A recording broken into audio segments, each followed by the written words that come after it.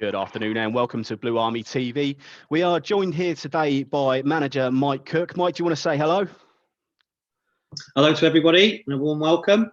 Good stuff. And Mike's first official piece of business of the new season for the upcoming Vanarama National League South campaign.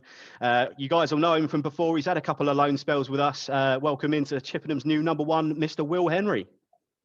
Hello, everyone. Good stuff. I suppose, Will, the logical place is to start with yourself. As we've mentioned, obviously, supporters are going to know you a little bit from previous spells. A couple of loans in with ourselves, notably season before last. Spent last season with Bath City and have obviously now surfaced back at the club. How does it feel to be back on a permanent, mate? Yeah, buzzing. Looking forward to the season start and looking forward to pre-season and getting involved with the lads and really cracking on. Good stuff. And Mike, obviously a key position for yourself, goalkeeper, with Mr. Puddy leaving over the last couple of weeks and months. Very important to get a new goalkeeper locked down for the upcoming. How pleased are you to get your man in, mate? Yeah, very pleased to get Will. We've worked with him before, and you know we know what he's all about, and we just think it was a vital position, and we needed to sort with somebody with a little bit of quality, which he has got, and a great temperament. And he's a great lad as well. Great stuff. And obviously, Mike, for yourself, it's quite, a key position, your goalkeeper. You've spoken in the past with myself in length about what you want your goalkeeper to do, how you want them to integrate within the team. How do you see Will fitting in there? What are his strong attributes that you think are going to be key to that position? Well, he's going to definitely be one of the most important players for us, because he's going to be the one that's going to dictate whether we play out from the back or go a little bit long. Watching the England game the other day, where they varied it up quite a lot and played a little bit short football and a bit of possession and then went in behind, those are the sort of decisions that we need to give that authority, if you like, to Will, to say, look, he's your main man. He's the one who needs to sort things out for us and start them off. So it's vital that he's confident and he's able to do those sort of things, which when we've worked with him before, he's been absolutely fantastic. He's been a dream to work with. So hopefully everything will be great. Good stuff. Well, you heard it straight from Mike's mouth there, Will. A dream to work with. So, as we've seen a couple of times from yourself in the past, you've always been fairly reliable within the sticks for Chippenham. Back here now on a permanent, looking forward to the new season. What are your aims for this year, mate? What are you seeing from getting out of this? Well, for me, on a personal note, is game time. Since I've left Swindon, the main focus for me is getting games, and obviously coming to Chippenham, it's a great club, a club I know. Obviously know Mike really well, and all the staff and all the players. So it won't take long for me to really get involved. Obviously, as a team, it's having the best seasons we possibly can. Obviously, winning football matches is the main aim, and seeing where we can finish at the end of the season. You're looking forward to it. And it should be another good one this year. Will, obviously, you mentioned that you were at Bath City last year. Bit of a disruptive season with COVID and whatnot. I'm sure you're looking forward to hopefully a little bit of consistency between the sticks this year, because it's quite a key part of being a goalkeeper, I assume. Yeah, definitely. Playing week in, week out, there's no better feeling, especially as a keeper. And obviously this season, fingers crossed, we have a full season with no stoppages, and obviously fans back in the ground. That'll make it loads better. It should do, mate. Hopefully, like I say, with recent revelations coming out of the government, it should be hopefully the August 14th start date should still be doable for supporters back in. Mike, before obviously the kickoff on the 14th, we've got a fairly stacked pre-season fixture. Anything else that you want to add to that at the moment, or are you fairly competent with what you've got moving forward? No, we've just been a little bit disappointed with some of the EFL clubs that we've tried to arrange, some pre-seasons with, that have been booked in for sort of 2 or 3 months, and then you get a phone call out of the blue saying, can you move it on this day and that day?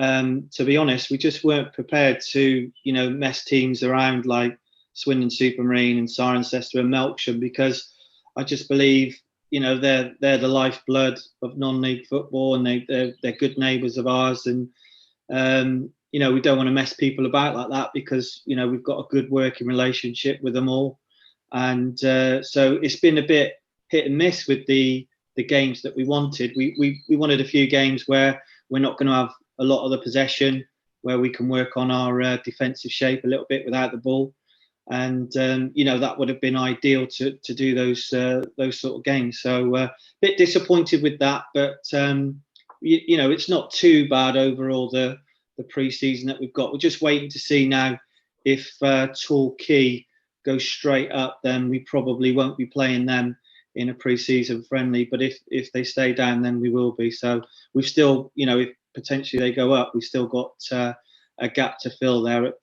the week before the season starts. Yeah, no problems. And obviously, a bit of a different one for yourself there, Mike. Obviously, you're now very, very busy, I would have thought, with assembling your squad, getting things ready for the upcoming season. We've got Will in, which is done and dusted. There's a couple of players that I know that from our little chats that you've been kind of looking at. How's recruitment coming along, mate? I know a lot of people at home are going to be anxious to know how the squad's filling up nicely. Yeah, we're really pleased. We haven't been able to do too much business up till this point, basically this week. So we did a medical at Bath University with Alfie Santos from Weymouth yesterday. So he'll be signing for us probably tomorrow morning. We think it's going to be now up at the club. So that'll be a great addition for us. He's a forward who can play left wing, right wing. He can play as a number 10. He's I would say he's more a creator of goals than he is scorer. He didn't have a great season last year with Weymouth. I think he fell out with the manager, was then put onto furlough. So he's played a few games, but the season before that, when he was at Aldershot, I think he played somewhere in the region of about 40 games. So he's somebody that actually we've been chasing for a few months now, and really pleased to acquire that one for certain. And then we should be getting hopefully another forward in within the next sort of week, 10 days. And if we get that one in, that'll be fantastic for the squad. That's a little bit more of a goal scorer and somebody that's been a proven goal scorer at a higher level. So fingers crossed on that one. We're waiting for a couple to get back to us that have said yes. But I'm never happy with that until we can actually get them signed on the dotted line. That's another midfielder and somebody for the back as well. So yeah, it's shaping up nicely. Good stuff. Well, anyway, we'll take it back to Will. Obviously, Will, we've known about yourself now, obviously, for a little while. It was, I think, broken on Twitter, I think, or one of our public channels a couple of weeks ago that you were signing. Since then, obviously, we've had a chat with a few people, a few supporters around the club that have put a few questions in for yourself, mate. So I'm going to try and rattle a couple of those off and sort of see if we can, make it a little bit interesting for you as well. The first one, it's quite simply here. What do you see yourself, how do you see your biggest strength, and how do you feel that this season's going to go for you? It's a good question. I'd say, obviously, first and foremost, my biggest strength is keeping the ball out of the net. I think since I've been a keeper when I was a kid, shot stop has just been my thing. Obviously, it's a main component of being a goalkeeper. But I'd also say probably with my feet as well. Obviously, my time at Swindon, the demand of keepers using their feet was very high. So I had to adapt to that very quickly. And I think that's become one of my strengths now, yeah. Good stuff. And I'll just move quickly into the next one there. It's obviously you mentioned your time at Swindon. There is a little bit of a crossover, I think, with Swindon and Chippenham fans. There is such a difference, I think, in the sort of the levels of the football club, wherein that we can sort of share supporters a little bit. So, like I say, a lot of guys are going to be very aware of you. I've got one here saying, from your time at Swindon, or not from your time at Swindon, that would be, who's the best player that you think you've played with?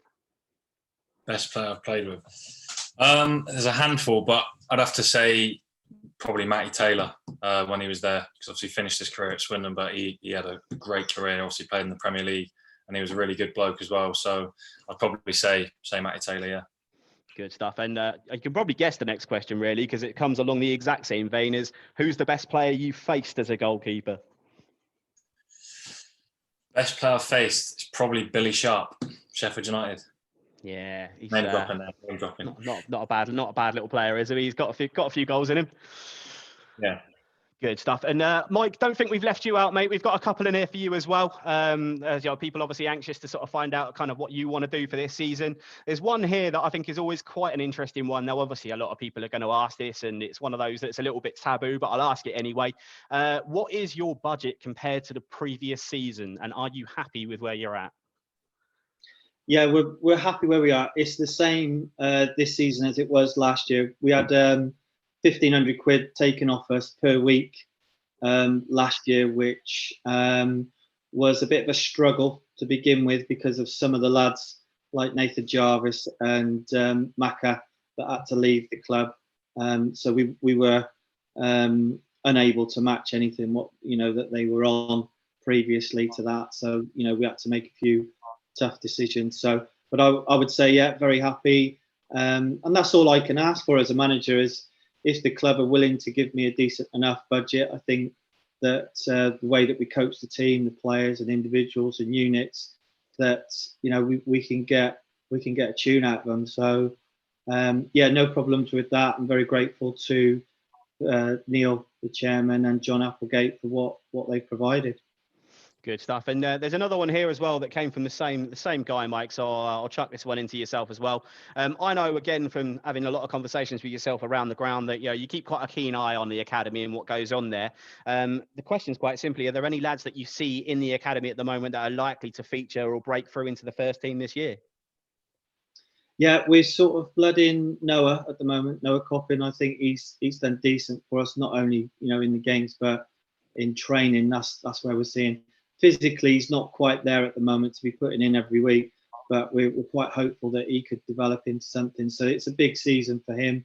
Jack Pearson's come into the reckoning. He's just had a lot of injuries as a kid, and just actually before we went into lockdown in January, he was coming back from injury there, and just before that, we were thinking about putting him in as a starter. So he's another one for us. We've got Ethan Hill that the club got from Forest Green Rovers a couple of seasons ago now, who's developing nicely into a left back for us. So there's definitely 3 or 4. Obviously, we looked at Ben Hughes, the goalkeeper, who's now passed on to Swansea City, which is fantastic for him, and it's a good advert for Joe Sharples and the academy and what he's trying to do there. So we were sticking him into pre-season games for last year, and then we'd made an arrangement with him for this year that if he was going to stick around, we were going to try and play him in sort of 10, 12 games for this year as well. So yeah, hopefully, I mean, my background is development and getting young lads into the first team squad. So that's what we would need to do. They have to be of a certain standard, and they have to be of a certain physicality to handle our league. So once they tick those 2 boxes, then they're in. Excellent. Moving on, obviously, to the next question. It's always going to be prevalent because everyone loves it, don't they? It's obviously centralised around the FA Cup. We had one come through suggesting, that the FA Cup would be another priority of yours this year. Mike, how are you feeling about a little cup run? Are you lined up for one this year? Yeah, I would love a little cup run. To be honest, we were a little bit unlucky with the way that we went out to Concord. I think it was the 93rd minute that we went out in that particular one, and we'd played really well that day and probably deserved to go through on chances and just a better player on the day really. But yeah, that's always something in our thoughts. It brings us a little bit more money as well, a little bit more excitement. If we could get to the first qualifying round, then that would be brilliant for the club and to get a bit of money. Excellent. And for yourself, Will, obviously you have previous experience in the FA Cup as well, I imagine, with time at Swindon and various other clubs. There was a question that came through that I thought was quite an interesting one because it might also cover a little bit about yourself and your own personal football experience. If we were to make it to the first round, who would you want to face and why? That's a tough question. It's Swindon, don't you? It's got to be it. Yeah, I think it's got to be Swindon. Obviously, it'd be great if we got Swindon away or something, play back at the county ground against Swindon. That'd probably be the ideal draw for myself. Yeah. Go on then. If we made it to the third round, it's got to be like Man United or something away at Old Trafford. Could you imagine? That'd be amazing. Be a bit of a decent trip, wouldn't it? It'd certainly beat a little bit of playing and kicking around some of the recreational grounds we've done through the FA Cup beforehand. But yeah, I think I'll probably take Old Trafford. It might do quite well. Yeah. Excellent stuff. This one again sort of come through, I think is always quite an important question for yourself there, Will. It came from our club chaplain, actually, Wayne Lawther, as Mike will tell you. Very serious guy, very deep, very emotional, and on the level kind of guy. His question was quite a sincere one. Would you rather be compelled to high five everyone you meet, or be compelled to give a wedgie to anyone in a green shirt? Interesting question. I'll probably go high five. Get a high five one. What, in the times of COVID? That's running a lot of risks, that, isn't it? Oh, all right. What's it now? It's fist bumps or elbows, isn't it? We'll Fist go bumps elbows. we'll go fist bumps and elbows, or you have to wedgie everyone in a green shirt. Yeah, fist bumps and elbows. I'll do that. Fair enough. You'll get to meet Wayne. Will, he's an interesting character, bless him. But my God, does he ever come up with some funny stuff? Yeah. This one again, it came through just over a couple of days ago. Actually, I think a lot of people talking about the Euros at the moment. Will, big pomp and circumstance, of course, regarding England's chances. Just quite simply, who do you think's winning it and why? I think England have got a good chance. I think we've got a really good squad from this year. I mean, will we win it? We've got a chance of progressing quite far. But in my head, I'm thinking Germany have got a chance. I always think they have a strong squad, strong group of players. But obviously, I'd like to see England get to the final and go all the way. But we just have to wait and see, won't we? How about yourself, Mike? Who do you fancy this year? Where's your token tenner going? Well, we were talking with Oski and Maka and myself the other day about it, and Oski came out with a great shout before the tournament even started about Belgium. Very, very impressed when we seen them play the other night. But I was lucky enough. I went to the Euros when Portugal won it, and they didn't really play that well on the couple of occasions that I seen them play. I think they got 3 draws out of their qualifying group, if I remember rightly. So you never know. There's always somebody, like Holland could be one of those teams. I think that if it clicks for them, they could potentially do very well. Obviously, I agree with Will as well. You've always got the Germans are very, very good as well in the tournaments. But I think probably Belgium, if I'm going to be honest, just with the layers of quality that they've got, and I think they've got a great manager as well. So yeah, I'm going to go for Belgium. Just to throw my own opinion in there, I cannot believe that anyone has not mentioned France, considering how strong they are coming into this tournament. And it's not just you guys either. In conversations in my own personal groups, they seem to be flying under the radar a little bit. But have we forgotten that they've got probably maybe 6 or 7 of the best players in the world playing in their team? Yeah, no, agreed. I think that's. What are we doing? Are we doing fivers in here then, boys? Are we doing fivers in quickly? Whoever picks the winner walks off with a pot. Yes, let's do it. Excellent stuff. And I'm going to move very quickly on to the last question. And this one could be for both of you. But obviously, we'll start with yourself, Mike, because I think this one was originally directed. But Will, I'd love your opinion on this as well. It's a very standard question. Realistic aims and targets for the year ahead. Where do you see yourself finishing in the league? Where do you want to be? What do you want to do? How can you see Chippenham's season unfolding? I think it would be a great achievement to get into the top 10. Once you get into that top 10, if you can maintain it and have a good 2 or 3 months in there, obviously that takes some doing as well. But, I think that is realistic for the club at the moment. When I first come, the talk around the club and, dare I say it, between the directors was that, just happy to finish 4th from bottom, 5th from bottom. And that's just, I'm not about that. I don't want that. And I just think, if you can aim high and if we can just invest in a couple of quality people, personnel within the playing side and obviously off the pitch as well, just to commercially, I think that, there's no reason why we can't get into that top 10.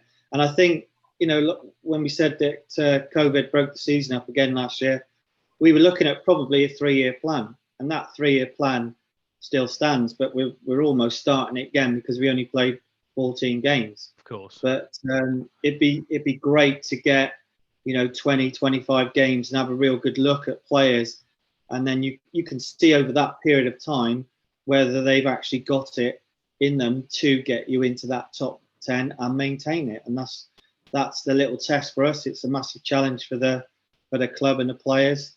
And once you get in there, who knows? It's one of those lovely positions that we're in. We've got no pressure on us, and expectations are low. from everybody outside the club, apart from the fans and the players and board and staff. The expectations are Chippenham, they'll be lucky if they finish 6th, 7th from bottom. So let people say that, let them think that, and we might have a surprise for them. Excellent. Obviously, moving on to yourself. Well, you've been around this league a little while now. Various loan spells, Hemel, ourself. As mentioned last year with Bath, and I promise one day we'll forgive you for it. You've been around the league long enough. You've seen the players. You've seen what teams are about at this level. From a playing perspective, where do you see yourself within this team ending up this season? I think I agree with what Mike said. Obviously, I think top 10 finish would be a great achievement for the club. Obviously, if we can get a bit of a run going, like I said, 2-3 months in the top half, then you try and get a sniff of the playoffs. That'd be fantastic for the club, and obviously as us as players and staff, it'd be a great achievement. But definitely looking up rather than down, because we want to achieve something as players and as staff and as a club. Excellent stuff. Well, that brings us to the end of the questions that I've got there. I think we've taken up enough of your time this afternoon, gents, to let you get back on with busy schedules. But obviously, Will, I know you've got a few bits and pieces to do this afternoon. You're coaching, aren't you, at the moment still? Yeah, football coaching, yeah. Good stuff. And I'm sure Mike's got to go out and work on his tan. He's not had enough time away in Cornwall over the last couple of days, so he's probably going to top up his holiday a little bit and relax in the garden for a bit. Mike, is that what's on the agenda for you this afternoon? No, it is. I've never sunbathed in my life, and I think I hit the record last week of having some sunscreen on of 150 and a t-shirt and a jumper, and I still got burnt. I was going to say, mate, it doesn't look it might be the lighting in the conservatory, but it doesn't look like it's worked too well, mate. You look like you might have caught a bit of colour on the old cheeks. Yeah, no, mate, you're right. Excellent stuff. Well, gents, looking forward to seeing you both at the ground very soon.